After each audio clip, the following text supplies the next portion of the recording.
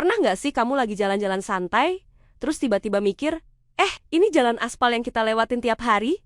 Siapa sih yang pertama kali bikin di Indonesia? Kelihatannya sepele ya.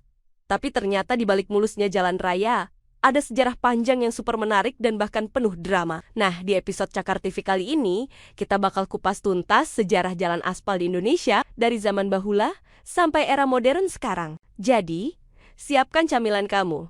Kita mulai petualangan kita menyusuri jejak hitam yang mengubah wajah Nusantara. Semua berawal jauh sebelum kata aspal itu sendiri populer. Kalau kita mundur ke zaman Karijan-Karijan kuno, seperti Mataram kuno atau Majapahit, jalanan tentu sudah ada. Tapi jangan bayangkan jalanan mulus seperti sekarang ya. Jalanan saat itu masih berupa tanah yang diperkeras.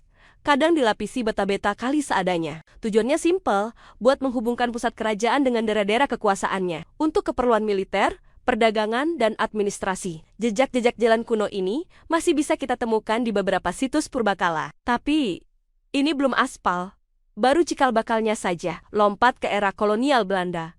Inilah titik baliknya. Pemerintah Hindia Belanda butuh banget infrastruktur yang memadai buat mengangkut hasil bumi dari pedalaman ke pelabuhan. Kopi, teh, tebu, karet, semua itu harus cepat sampai ke kapel-kapel yang siap berlayar ke Eropa.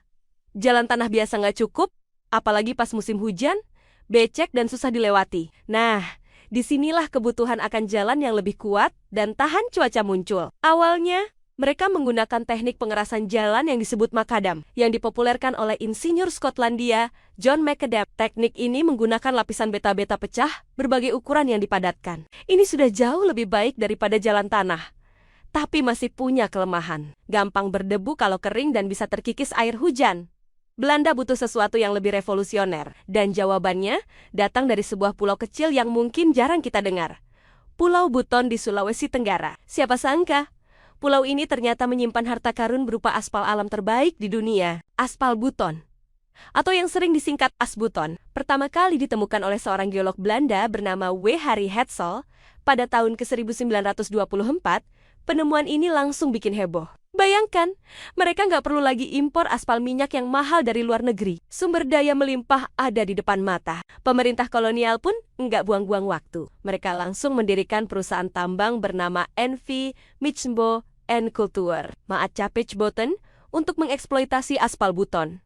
Sejak saat itulah, jalan-jalan di kota-kota besar seperti Batavia, Surabaya, dan Semarang mulai dilapisi aspal Buton. Inilah awal mula era jalan beraspal di Indonesia. Jalanan yang tadinya berdebu dan becek, perlahan berubah menjadi lebih mulus, nyaman, dan pastinya lebih modern pada zamannya. Aspal Buton menjadi primadona dan simbol kemajuan infrastruktur Hindia Belanda. Setelah Indonesia merdeka, tantangannya jadi lebih besar. Pemerintah yang baru lahir harus membangun negeri dari nol, termasuk melanjutkan pembangunan jalan. Tapi situasinya nggak mudah. Kondisi ekonomi yang marat-marit dan ketidakstabilan politik membuat pembangunan infrastruktur berjalan lambat. Produksi aspal Buton juga sempat tersendat-sendat. Banyak jalan peninggalan Belanda yang rusak dan butuh perbaikan. Baru pada era Orde Baru di bawah kepemimpinan Presiden Soeharto, pembangunan infrastruktur, terutama jalan, digenjot habis-habisan. Program pembangunan 5 tahun atau Pelita menjadikan jalan raya sebagai salah satu prioritas utama. Tujuannya jelas, menyatukan seluruh wilayah Indonesia yang luas dan mendorong pertumbuhan ekonomi daerah. Muncullah proyek-proyek ambisius seperti pembangunan Jalan Tol Jagorawi. Jalan tol pertama di Indonesia yang diresmikan pada tahun ke-1978, ini adalah sebuah lompatan besar. Namun, di era ini juga terjadi pergeseran. Meskipun Indonesia punya aspal Buton, pemerintah lebih banyak mengandalkan aspal minyak yang merupakan produk turunan dari pengolahan minyak bumi. Kenapa?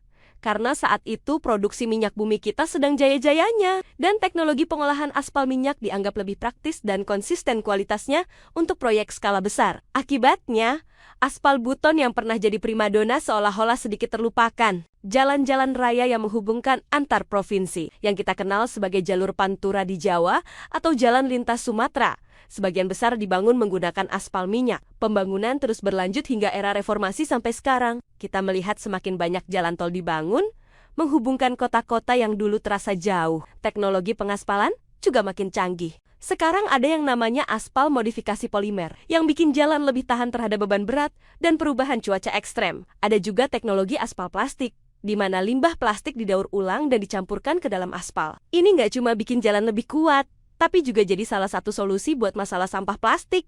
Keren banget kan? Lalu, bagaimana nasib aspal Buton sekarang? Nah, ini bagian yang menarik. Setelah puluhan tahun agak terpinggirkan, aspal Buton kini kembali naik daun. Pemerintah sadar betul bahwa ketergantungan pada aspal minyak impor itu nggak baik untuk jangka panjang. Apalagi cadangan minyak bumi dunia makin menipis. Aspal Buton, dengan cadangan yang diperkirakan mencapai ratusan juta ton, adalah jawaban untuk kemandirian bangsa di bidang infrastruktur. Presiden Joko Widodo bahkan secara khusus mendorong penggunaan aspal Buton untuk seluruh proyek pembangunan dan pemeliharaan jalan di Indonesia. Ini adalah angin segar bagi industri aspal dalam negeri dan tentunya bagi perekonomian masyarakat di Pulau Buton. Jadi, jangan kaget kalau beberapa tahun ke depan, jalanan yang kamu lewati itu ternyata dibuat dari harta karun kebanggaan Sulawesi Tenggara. Jadi,